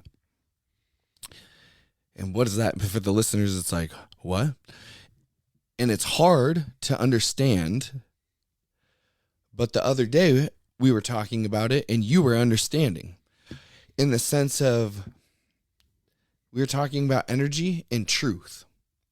We're going into the golden time, the time of Aquarius, the age of Aquarius. And in the age of Aquarius, which goes into the spiritual awakening or the great awakening, everyone has a choice. There's free will. And we can either choose to stay in this low density 3D, or we can choose to ascend to the 5D and however far you can figure out how to go. In this process, due to your thoughts, what you were talking about, and that back to that picture, if you can build your vibration high enough through positive energy, you will start to ascend. And the DNA in us is, I believe, moving from carbon-based to crystalline. In the times of Lemuria or Atlantis or Mu, these ancient... What happens when you polish carbon? What happens? Yeah, you get a crystal. There you go. So it makes sense, right? Yeah. Okay, so this is when we were talking, do you remember this conversation we were having? A little bit, yeah. Okay. So as we deal with our shadow work and get rid of our lead that's making us heavy, stuck in the low vibration, we're going to start to ascend, and we're going to turn crystalline from the carbon. There was a time where language wasn't a thing as far as actual language, because it was unnecessary. You could use telepathy, telekinesis. We still have it in us, and it happens to everybody all the time. It's called intuition. Exactly. Yeah. And there's times where you think about, oh, I wonder what my mom's doing or my whatever, and all of a sudden your phone fucking calls, right? It's there. We're just not attuned to it, and we have so much. And we've been taught to ignore it. Exactly. It's nothing. It's just a coincidence. But as you raise, then the truth has to prevail, because truth is lie is a low density vibration. Lying, deceiving, manipulating, that is not a high vibration. So therefore that can't exist in the 5D. Does that make sense? Sure. So with that being said, we're going to see right now over the next little while a massive, massive shift in people's lives. Divorces, careers, businesses, thoughts and dreams, homes, relationships. It's all, the truth is going to be brought to the surface no matter what. And then it's up to us. Either we're going to go up the ladder to crystalline structure, or we're going to go down the ladder or stay in the carbon where it's, I wish I could take a picture, a little video of my root chakra primal guy where I'm like, because it's like, it's exactly what they want. The World of Warcraft, overweight man stuck in grandma's basement with Cheeto dust stained fingers, Mountain Dew, zits all over his face, beating off to porn all day long. Yeah. Just total low vibration. That's not what we want. We want to go up. And if we go up, the truth has to prevail. And if the truth has to prevail, then that's where we can start to harness our telepathy. Because lie can't exist. And it goes off of feeling and knowing and understanding. It's very interesting. Yeah. And that's why I wonder why it's soft on our temples. I swear this is where our frequency comes out of. Oh, I have no idea. I think, man, I can't remember if we talked about this in the first half or if this is something we talked about after we stopped recording. But if you think, what is a radio transmitter? It's a coil of wire that you run electricity through. What's your nervous system? It's an electrical system that you run an electrical current through. So if copper wire can create a transmission when you run electricity through it, why can't your nervous system create a transmission when you run electricity through it? And I think that's why when you start, like, again, start doing these Wim Hof breathing exercises and all that tingling, and like if you're doing it right, your body starts to feel like the entire thing is humming, and it freaks you out the first couple of times. And I think that what that is you are firing up the generator and turning on the transmitter. And what you're feeling is those electrical signals just going insane throughout your nervous system. And so the more frequency you push through your electrical system, then the more electromagnetic radiation, like a radio wave, you're going to give out. It all makes so much sense to me. Yeah. Like, I don't know why, but it's like, I'm not confused by it at all. And talking to a good friend at work, the way he described it is he's like, where's your consciousness? I was like, oh, it's a good, where is the consciousness? Because I don't think it's in my body. Maybe it's a collective. And actually, I think consciousness might actually be a collective thing. And we just have a little snippet of it that controls, we're driving an avatar, right? We've got a little meat suit that we're driving around. And so if you think about it, that meat suit may exist for no other reason than it's a generator and a receiver transmitter. So you can use the generator, start doing your breath work, or you can use little cheat codes like ayahuasca or psilocybin, but fire up the generator, fire up the transmitter, and then you can start actually communicating that way. And again, it sounds woo-woo, but there is an electrical system that runs throughout your body, and it has a command center up at the top. And yeah, I don't know. You can't deny the fact. You can learn shit. You can literally like learn information by doing that. When you do that, you learn stuff. You get insight. I mean, think about us sitting up here the other day. Yeah, just people call it meditating. But why do you meditate? For insight. Insight, right? To find clarity. Yeah. And like in our case, it wasn't internal clarity. I mean, it was internal clarity, but we were doing it through an external process. Essentially, me and you did talk therapy on one another for like 5 hours. Yeah. Right? Yes. And what happened was, at the end of the day, I actually felt, and still do, more wise than I did the day before. Correct. Yeah, definitely. Well, we didn't do anything. We just ate a little bit of mushroom and then channeled and expressed ourselves and bounced it off and would validate. Okay, check. And then it was like all of a sudden we just gathered a whole bunch of new files for our little record book. Yeah. We weren't on the computer. We didn't look anything up. We didn't have our phones. We weren't on YouTube. It wasn't a podcast. We had no books. That's true. We learned stuff without any books, without any external. Well, actually, there was external source, but it wasn't external sources like most people would think of. Yeah, and we learned a lot. A ton. Going through all this different stuff. Yeah, fascinating shit. And that's a good question for people to ponder. Like, if you're kind of on the fence about whether or not we're out of our fucking minds or talking about something that's real, is where is your consciousness? Where is it located? I don't think it's in my body. I'm fairly certain it's not inside my physical body. So where is it? Well, is your consciousness, or does it even have a where? Is it the one that gives you thoughts? Is it the one that's like talking in your head, or is it the one listening? Because who's who? So I think your mind is listening. Okay. And your consciousness is directing. And your consciousness is what can kind of wander off topic and go different directions. And you'll catch it like, oh shit, I'm supposed to be concentrating on this, but I'm over here thinking about what I'm going to do this weekend. That's your consciousness sort of wandering off. Your mind is probably the physical part that's in your brain that can, read a math book and tuck it away. Yeah, your pride and ego. You can store. Yeah, your pride and ego is also ideas that you've stored away in your mind. Right? Yeah, very important. Yes, very important. That's another thing is, I'm not against the pride and ego. We have to necessary. Have that. Fuck yes. We just have to understand its purpose. And that might be the true value of psilocybin and ayahuasca, is it allows you to detach. You get to look at your pride and ego from outside, and you detach from it so that it doesn't. It's your pride and ego that puts up the armor and the barriers. So when you can detach from it and look at it, then you go, oh fuck, that's where it's fucking me up. But there are parts of it I want to keep because they serve me well. It's almost like the gas pedal of a car. It's like the pride and ego is the gas pedal of the car. It doesn't drive the car. If you let it drive the car, it smashes into shit. It causes all the problem. Yeah. It's like your throttle. Yeah. It's what your competition, your fucking drive, all that stuff. Say it's your sword. I think you might have even said that in the first half. No one to put the sword away. No one to pull the sword out. Yeah, it's the sword. Yeah. But the sword needs to have something higher than it to wield it. And that's your soul. That's your spirit. There you go. Yeah. You have to learn to harness that motherfucker. Yes. Yeah. The soul has to be in charge of the ego, not the other way around. And I think for most people, that's where you get in trouble, is your ego is in charge. Yeah. Not to change the subject there.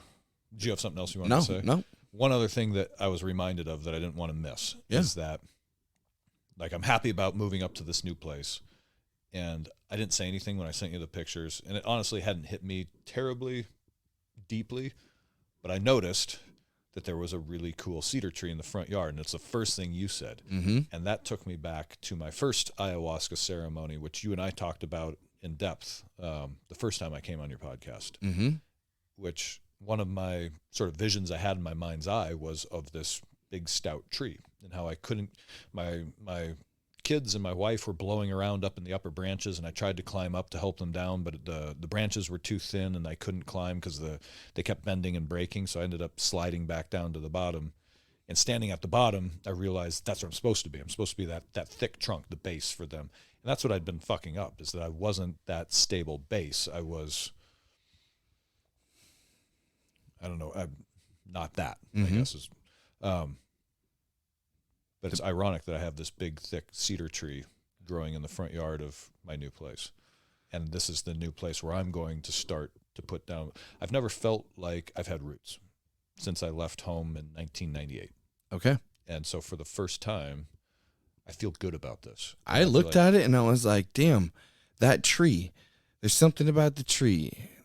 That's Toby's tree. Just one solid, big ass, solo fucking tree, right there, rooted all by itself, rooted in the ground. Yep. He's got a home, a family. I like seen you and the kids with some drums, just having a fire, like sitting under the tree, doing what we did over here. Yep. And I was like, And now even going more further into it, after our little thing that we accidentally had a little small journey together when we were supposed to be podcasting, but it was all good. It all turned out.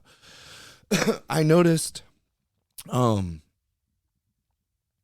you were saying about your father was like the tree of the family. Yes, my dad was that solid base. And when he died in 2019, that base went away. But I think, so another thing I realized in the first ceremony is that he became the roots so that I can build. Now it's my turn to build a thick trunk with him as the roots so that I can support my two boys and someday they'll be able to grow their own tree when I become the roots, right? Mm-hmm. So we all go, that's probably why they call it a fucking family tree, is that you provide the base, and then when you die, you become part of the roots so that your children can become the base for their own family. Yeah.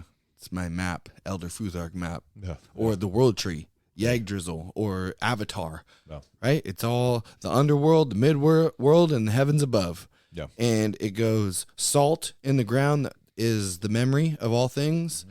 This is the Mercury plane, which is the it can transform it either dark or light, and then the sulfur plane above, and it just goes over and over. Yeah, and now that my life is my own and I'm the only person who has any say in what I do, I'm on a mission to build that solid trunk. We were talking about that on the way back from that ceremony, about building the tree and growing big and tall without roots. What is the roots? What when we say like build your roots, what does that fucking mean? And it's like, to me, that is your why. That's your purpose. That's your why. What is it that you truly want, and why are you doing it? And I think part of, you can't be the roots until you've been the base, Mm-hmm. the trunk. And if you don't build a solid trunk for your children, then they won't have any roots. So if you never make it to solid trunk, you'll never be the roots. But how are you going to get to trunk without roots? Oh, I get it. But someone has to, and some people do. Like, people come from bad places. Yeah. And maybe the reality is that, I don't know, maybe it's from elders that you never met. Maybe it's from the ether, or maybe the reality is some trees are able to grow strong with weak roots. You know what I mean? So, they do. And then usually they fall over later on. Because the roots, to me, is like, it starts with the seed.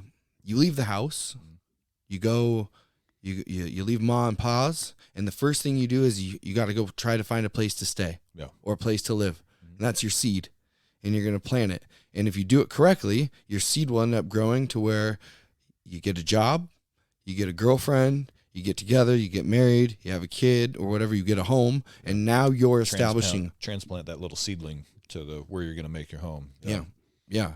And then dink. And then now your roots are going to start growing deeper, because your roots, you're growing up, but then your roots aren't very deep. Mm-hmm. But remember what we were talking about? If you don't grow, it's better to grow your roots super deep and not grow very much up towards the light, because long term, the one that grows the deep ass roots lives it thrives. It doesn't tip over. It doesn't tip over. Yeah. When the wind comes and when the fucking blizzards come and, finances and all this different shit, it doesn't tip over. It sways it goes with the wind. Yeah. I don't know. I guess I'm lucky to have deep roots because I had good parents. Yeah. Your dad showed you how to grow deep roots, and now you're doing it all on your own. Your solo tree. Yeah. It's going to be rooted in, and then once the roots are there and they're established, you don't really have to. That doesn't really go away. That's your root. Yeah. This is why I do all the things I do. Yeah. And then you just grow up and up and up, and yeah. Well, it's an hour.